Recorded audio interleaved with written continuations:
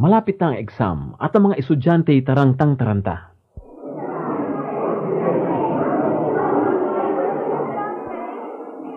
Pare, pera naman ang notes mo. Papasearch ko lang. Ano? Isasubmit na ang term paper? Pare, wala pa akong topic. Bok, saan ba magandang ilagay itong kodigo? Okay kaya dito sa swelas ng sapatos ko? Hindi sana tayo magkakaganito kung maaga pa'y pag-aaral ang inasikaso.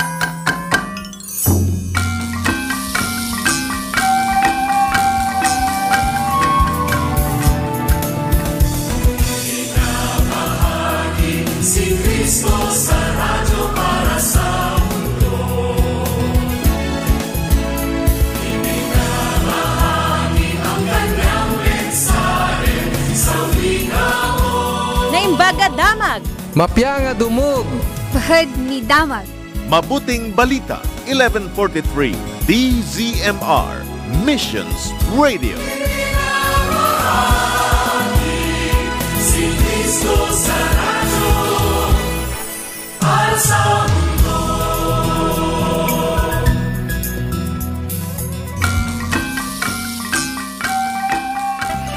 O mga bata, halina kayo. Samahan niyo kami sa bubuntis ni Tita. Halina kayong lahat at kami samahan sa munting kutita pang mundo ng kaalaman. Marami kaming kwento na ikukwento sa inyo. Maraming kaibigan ang makikilala nyo. Munting kutita, munting kutita. Halina kami samahan sa munting kutita. Munting kutita, munting kutita. Halina kami samahan sa munting kutita.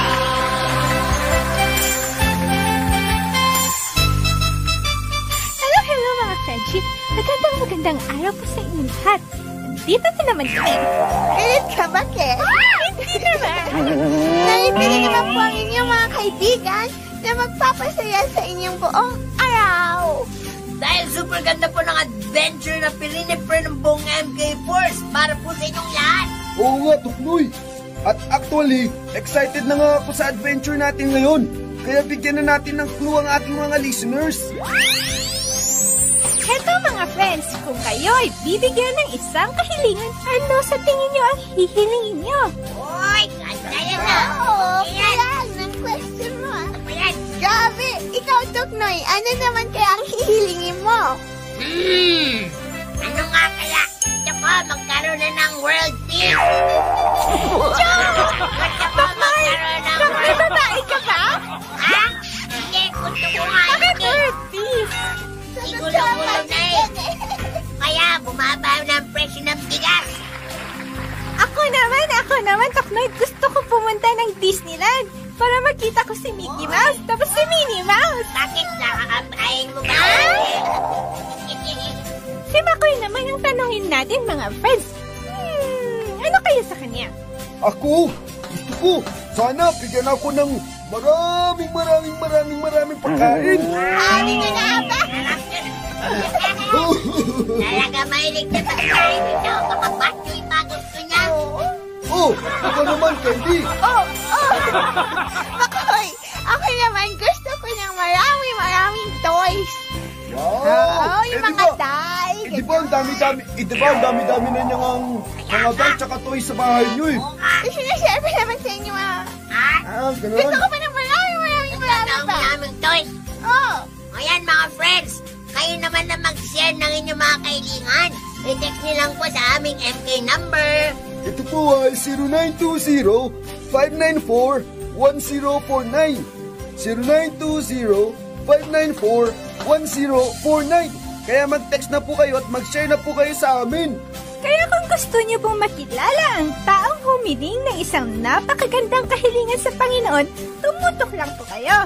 Siyempre, wag po kayo maglilipat dahil magbabalik po ang paboritong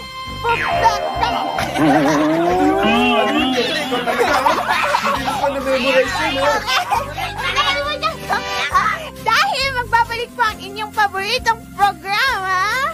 Oh! Munting Kutita! Munting Kutita, Munting Kutita, halina kami samahan sa Munting Kutita. Munting Kutita, Munting Kutita, halina kami samahan sa Munting Kutita. O mga kaibigan, tagulan na naman po.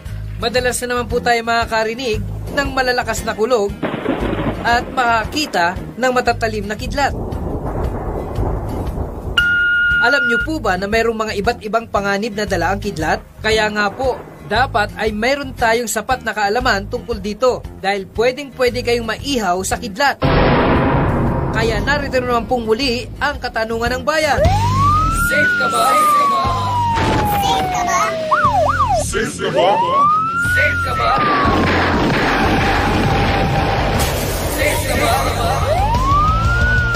Pakinggan niyo pong muli ang tagapagtanggol ng bayan, ang nag-iisang superhero na si Kapitan Tanggol, para sa mga paghahandang dapat nating gawin kapag mayroong kidlat.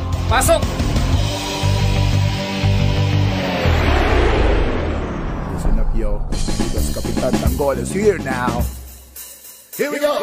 Panahon ng unos, maging handa tayo, makinig, makiramdam, at maging alerto.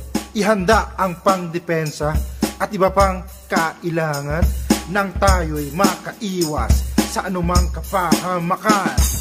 KT, Kapitan Tanggol, siya ang ating depensa. Safe ka ba? KT, Kapitan Tanggol, sa disaster karamay siya. Safe ka ba? KT, Kapitan Tanggol, siya ang ating depensa. Safe ka ba? KT, Kapitan Tanggol, gol.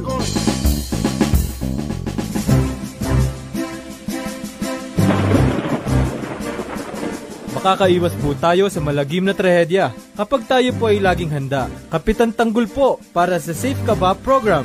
Narito po ang mga paghahandang dapat tandaan kapag mayroong kidlat. Kung nasa loob po ng bahay, iwasan ang paggamit ng telepono dahil pwede pong sundan ng kuryente ng kidlat ang communication line sa inyong bahay. Dapat ding tandaan na lumayo sa mga kawad ng kuryente o sa mga appliances na di kuryente. Kung nasa labas naman ng bahay, lumayo sa dumadaloy na tubig at iwasan tumayo sa ilalim ng puno o anumang posting nag-iisa sa kaparangan dahil malaki ang posibilidad na tamaan ang poste ng kidlat. Tiyaking mas mababa ka kaysa sa mga bagay na humihigop sa kidlat tulad ng poste ng kuryente o poste ng bakod. Iwasan din ang traktora at iba pang mga sasakyan na yari sa metal kapag kumikidlat dahil kadalasan metal ang tinatamaan ng kidlat dahil sa current reaction nito. At kung nag-iisa ka naman sa ilang na lugar, ito ang dapat mong gawin. Lumuhod at hawakan ang tuhod ng dalawang kamay. Ibaloktot ang katawan nang nakayuko ang ulo at ang noo sa tuhod upang malayo sa panganib na dulot ng kidlat. Lagi niyo pong tandaan na ang tamang kaalaman ay kahandaan.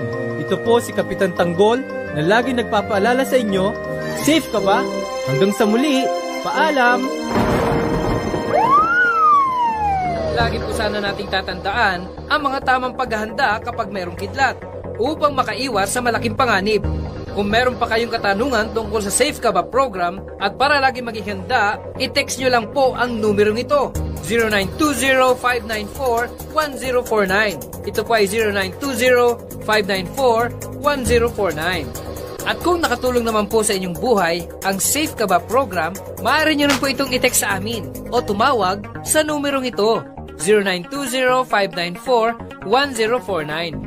That's 0920-594-1049. O sige, antayin po namin ang mga text ninyo patungkol sa Safe Ka Ba program.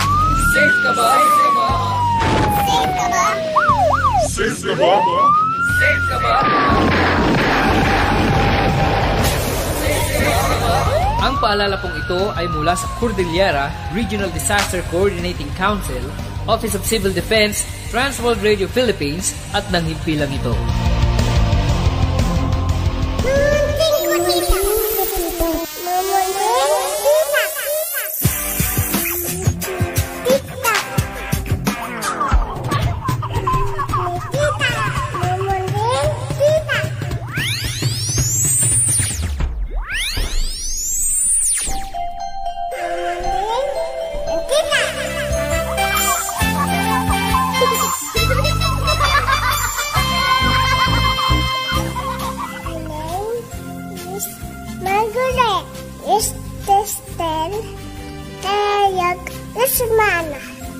I am 3 years old.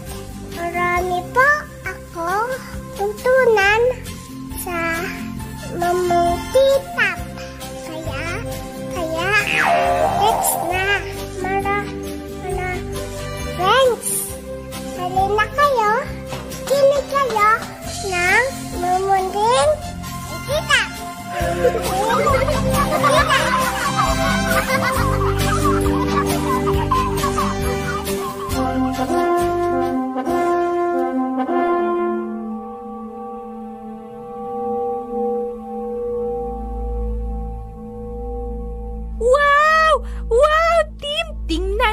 Napakaganda ng kahariang ito.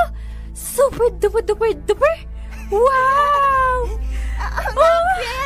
Napapalutin ng gito ang bawat sulok ng palasyo. Oo nga!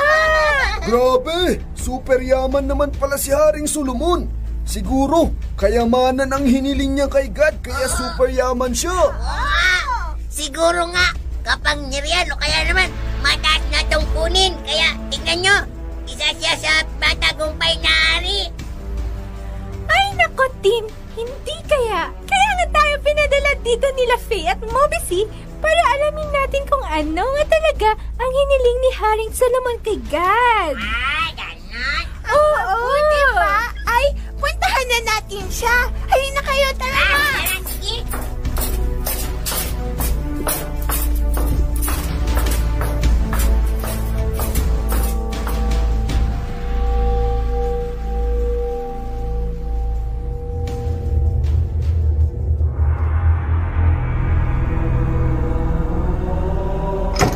Kawal, sino ang mga batang yan? At bakit sila naparito? Mahal na Haring Solomon, sila po ay nagpupumilit na makausap kayo.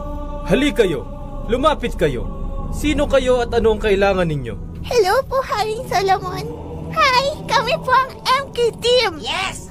Galing kami sa future. Ako po si Candy. Yay! Hi, Haring Solomon. Ako naman po si Claire. At ako naman po, ang forever good boy na si Tuknoy, kamahalan. At ako naman po si Makoy. Anong kailangan ninyo? Naparito po kami para alamin po namin kung ano pong iniling nyo sa Diyos. Ha? Bakit nyo alam ang mga bagay na ito? Ha? Huwag po kayong matakot, mahal na hari. Mga kaibigan po kami at kami rin po ay tagasunod ng Diyos na iyong pinaglilingkuran. Apo! Pero bakit nyo gustong malaman ang mga bagay na ito? Kasi po, mahal na hari, mission po namin ito para maiparating namin sa mga bata sa future ang inyong story. Ganun ba? Hali kayo, makinig kayo. Noong namatay ang aking amang si David, ibinigay niya sa akin ang kahariang ito at ako ay pinagpala ng Diyos.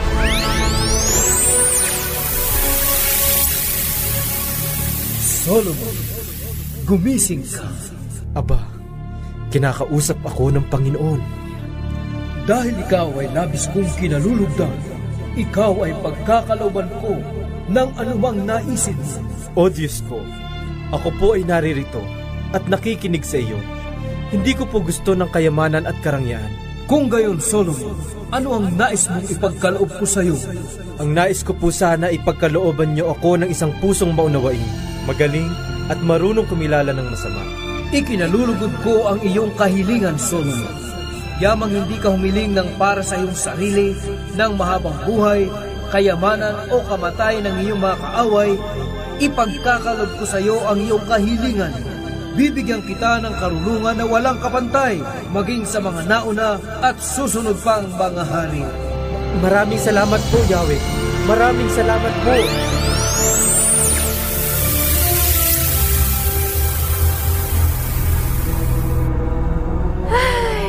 Nakakatuwa naman po kayo, mahal na Haring Solomon. Napakaganda po ng inyong hiniling. Pusong maunawain, magaling at marunong kumilala ng masama. Pero bakit po ito ang inyong hiniling at hindi kapangyarihan o kaya naman kayamanan? Alam nyo mga bata, kadalasan sa mga tao, ang nangingibabaw ay kapangyarihan at kayamanan.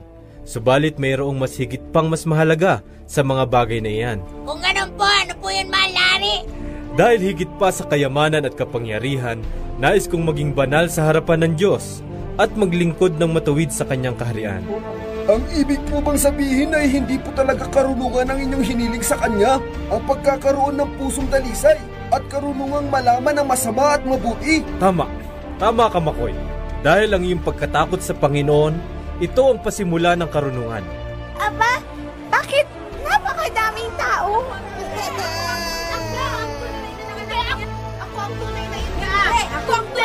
Aking nanganak ko! Ako ang tunay na ina! Tama na! Andiyan ang mahal na Haring Solomon! Anak ko! Oo nga po! Sino po mga yan? Hindi ko alam mga bata. Hali kayo! Madali! Mahal na hari! Ang mga tao po ito ay nagkakagulo! Narito na ang hari! Narito mo! Ang lahat ay magsipagtahimik! Ang Haring Solomon ay narito na! Ako ang tunay na ina! Hindi sinungaling ka! Ako ang tunay na ina ng batang yan! Ako yan! Bakit? Anong kaguluhan ito? Mahal na Haring Solomon, ang dalawang babaeng ito ay kanina pa nag-aaway dahil sa sanggol na ito. Mahal na Haring Solomon, kinuha po ng babaeng yan ang aking anak. Mahal na Hari, hindi po totoo ang sinasabi ng babaeng iyan. Ako po ang tunay na ina ng batang yan. Ako, Tim! Paano kaya malalaman ni Haring Solomon kung sino sa kanila ang nagsasabi ng totoo? Oo nga, Claire. Hindi ko nga rin alam kung anong gagawin ni Haring Solomon. Huminahon kayo. Gusto ko sanang malaman kung ano ang nangyari. Mahal na Haring Solomon, ganito po ang nangyari. Ang babae pong iyan ay kasama ko sa bahay.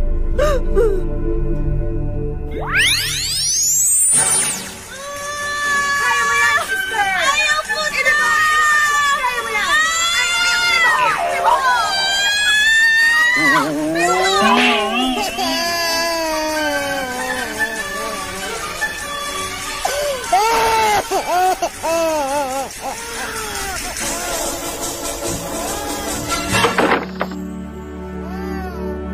Senyora, napakagandang sanggol ang inyong sinilang. Salamat sa Diyos. Akin na siya, gusto ko siyang makita. Heto po siya.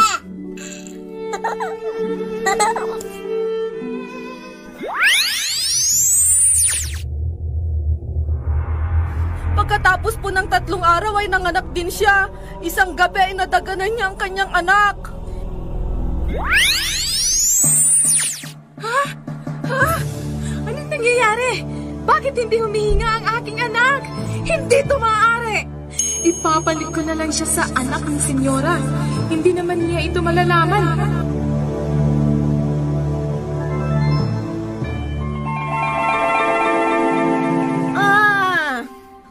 Magandang umaga, anak ko. Huh? Anak? Anak ko? Anong nangyari sa'yo? Anak ko! Anak ko! Tulungan niyo ako! Tulungan niyo ako, anak ko! Mahal na Haring Solomon, isa po akong ina. Kaya alam ko ang sanggol naghaling sa akin. Hindi ko po anak ang batang katabi ko. Mahal na Haring Solomon, wala pong katotohanan ang lahat ng kanyang sinasabi. Siya po ang gumawa nun sa akin. Wala pong katotohanan niyon, mahal na hari. Siya po ang nagpalit sa akin ng patay na sanggol. Mahal na hari, ako po ang nagsasabi ng totoo. Sinungaling ang babaeng yan. Hindi ako sinungaling. Akin ang batang yan. Apo, ang hirap naman pala ng trabaho ng mahal na Haring Solomon. paano niya kaya malalaman ang katotohanan? Kaya siguro karunungan sa pagkilala ng masama ang hiniling niya para matulungan niya ang kanyang mga kababayan. Sandali lang. Huminahon kayo. Huminahon kayo. Kawal, pumarito ka. Dalian mo! Narito na po ako, kamahalan. Ano po ang may paglilingkod ko sa inyo? Kunin mo ang iyong tabak at hatiin sa dalawa ang batang ito nang hindi na sila mag-agawan pa. Ano? Mahal na hari, bakit niyo po ito gagawin? Mamamatay po ang sanggol. Oo nga po, mahal na hari. Hindi po ba kayo naaawa sa sanggol? Kawal, hatiin mo na ang bata. Huwag kayong matakot mga bata. Ito ang nais ng Diyos. Oo nga, Tin. Pabayaan na natin si Haring Solomon. Oo nga, kanina pa. I'm sure, alam niya ang kanyang ginagawa. Kawal, hatiin mo na ang bata. Dalian mo! Anak ko! Mas mabuti na lang na mamatay ka kaysa magkaguluhan at pag-agawan ka pa!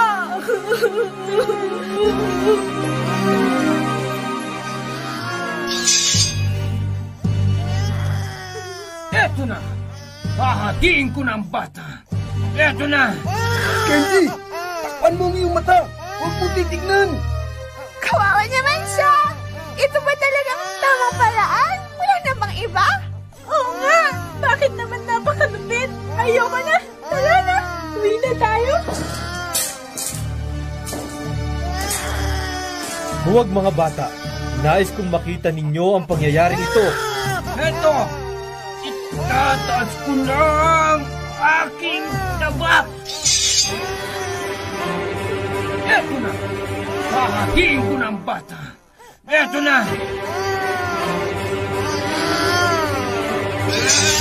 Mahal na hari, huwag po! Mahal na mahal ko po ang batang iyan. Mapayag na po akong ibigay ang bata. Hindi paling hindi ko na siya makakasama. Basta't buhay lamang siya. Maawa na po kayo. Mahal na mahal ko po ang batang iyan. Mahal na hari, maawa po kayo. Maraming salamat naman at lumitaw din ang katotohanan o mahal na hari. Napakatalino niyo talaga. Isa kayong Ano po, kamahalan? Hahatiin ko pa ba ang bata? Huwag mo nang ituloy yan, Kawal. Bigay mo na ang bata sa kanyang ina. Mahal na hari, maaari ko na bang makuha ang aking anak? Kawal, huwag mong ibibigay sa kanya ang batang yan. Ha? At kanino ko po ibibigay, kamahalan? Pero mahal na hari, ako po ang tunay na ina. Hindi ba't pumayag na siyang ibigay sa akin ang batang yan? Kawal, mahal na Haring Solomon, ano po yun? ibigay mo sa babaeng nagpigil na mamatay ang bata dahil siya ang tunay na ina sapagkat pinili nitong maibigay ang bata sa iba upang mabuhay lamang ito dahil ang tunay na ina ay hindi niya kayang makitang nasasaktan ang kanyang sanggol. Hindi ito maaari! Hindi ito maaari! Salamat po, Haring Solomon. Maraming salamat po talaga. Hindi po kayo nagkamali. Ako nga po ang tunay na ina ng batang iyan. Ako nga po. Maraming salamat po. Mahal na mahal ko po ang aking anak. Kunin mo na ang iyong anak at lumisan kang payapa. Napakatalino po niyo, mahal na Haring Solomon. Nais po namin dalhin ang katalinuhan niyan sa future. Magaling mga bata, lagi niyong tatandaan ang pagkatakot sa Diyos ang pasimula ng karunungan at ito'y papasok sa iyong puso at kaalaman ang magiging kaaya-aya sa iyong kaluluwa dahil ang mabuting pagpapasya ang magbabantay sa iyo, ang pagkaunawa ang mag-iingat sa iyo. Opo, Haring Solomon, tatandaan po namin yan. Salamat po. Aasahan niyo po na hindi po namin ito kakalimutan dahil gusto ko rin pong maging magaling na judge. Siyempre ako din. Gusto ko maging Hudyo, state judge. Kaya kapag mabibigyan ako ng wish, alam ko na hihilingin ko. Ano? Siyempre, alam na ng mga listeners natin yun kung ano.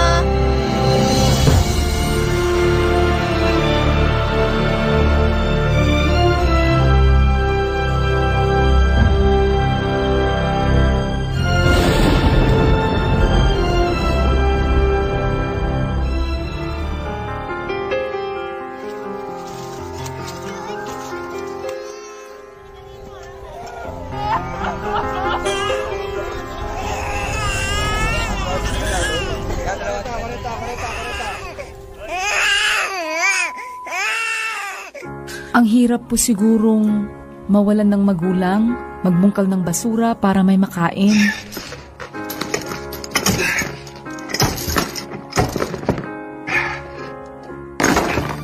At syempre, ang hirap ding mabuhay na walang pinag-aralan. Parang lagi kang isinasantabi ng lipunan.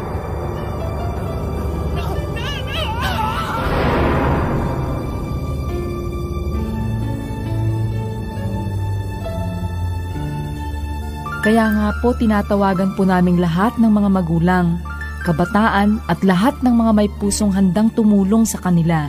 Tulong-tulong po sana natin silang ilayo at iahon sa naghihikahos nating bayan. Samahan ninyo po sana ang mumunting kutita para tulungan ang mga batang ito na ipakita sa kanila na mayroon pang pag-asa at hindi pa huli ang lahat.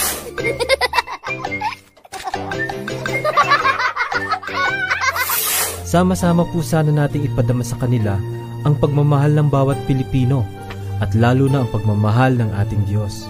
Kaya nga po magkaisa po tayong lahat upang matulungan natin ang mga batang ito na matupad nila ang kanilang mga pangarap.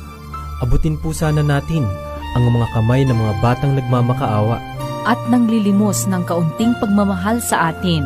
Kaya, sumama na po kayo sa amin at magkaisa sa isang layunin. Sabi ng iba sa aking murang isipan, kulang daw ang aking nalalaman. Gusto kong mag-aral sa munting paaralan, ngunit paano kung tiyan ay walang laman? Kung nais niyo pong makibahagi o tumulong sa pag-abot sa mga batang ito, maaari po kayong makipag-ugnayan sa Transworld Radio Philippines o kaya pwede din po kayong tumawag o mag-text sa number na ito para sa iba pang mga katanungan. 0920-594-1049. Yan po ay 0920-594-1049. Mahalaga po ang buhay ng bawat batang Pilipino. Samahan niyo po sana ang mumunting kutitap sa pag-abot sa kanila. Marami pong salamat. Bata man sa paningin ng iba, alam kong ako sa'yo'y mahalaga.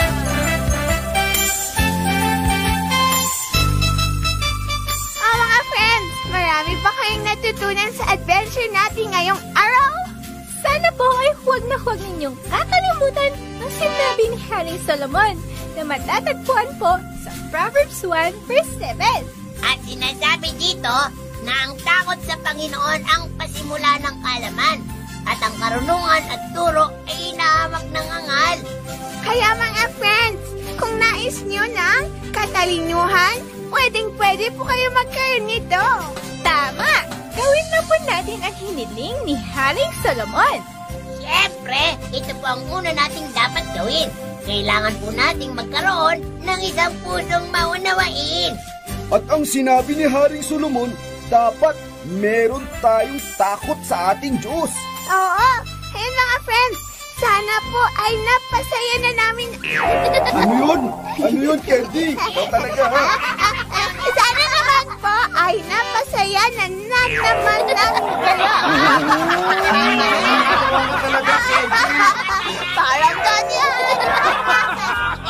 Kaya sana ay samahan nyo naman kami sa susunod naming episode. At syempre, kung na-bless kayo o kaya naman meron kayong request na story sa Bible na gusto nyong puntahan namin sa aming adventure, pwede po kayong tumawag o mag-text sa amin sa number na ito, 0920-594-1049. Yan po ay 0920-594-1049. Hihintayin po namin ang inyong mga text messages. Ako pong muli si Makoy, ang batang mahilig sa batchoy. Paalam! Ako naman po si Toknoy, ang forever good boy. At ako naman si Candy, mahilig sa candy. Ako naman po si Air, ang inyong friend on air. Kita-kita naman po tayo sa susunod na adventure na paborito ninyong program sa radio. At... Ang Mumunting Kutita!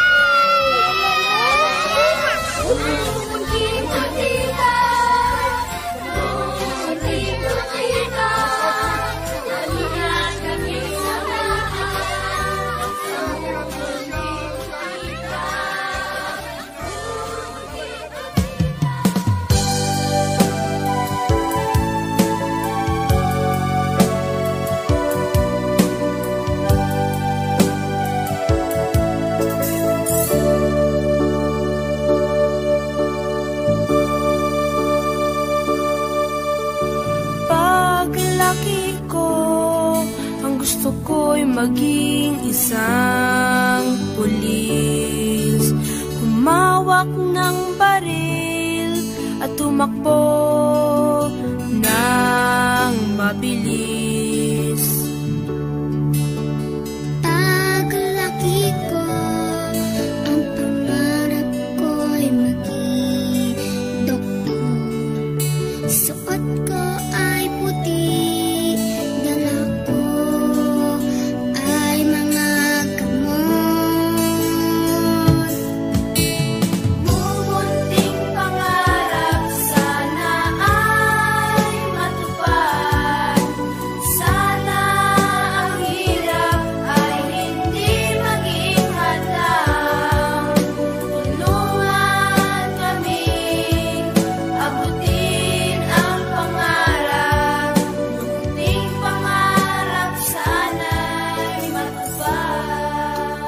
Abangang muli ang inyong mga kaibigan sa Mumunting Kutitap sa Sabado ay 9 ng umaga dito sa 1143 DZMR Missions Radio. Huwag kayong aalis dahil sa ilang sandali susunod na ang Uubing Kami kasama si Auntie Jing at Love.